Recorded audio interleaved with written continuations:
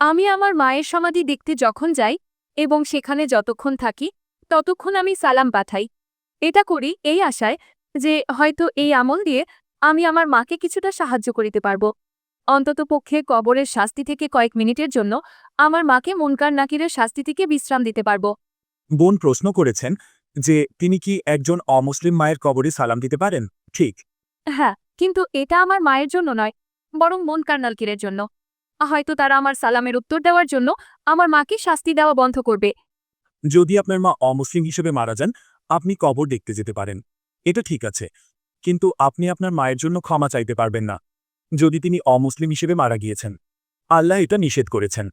যদি তিনি মুশরিক বা অমুসলিম হিসেবে মারা যান, আপনি তার মাগফিরাতের জন্য দোয়া করতে পারবেন না, তার শাস্তি থেকে মুক্তি এবং জান্নাতের জন্য দোয়া করতে পারবেন না।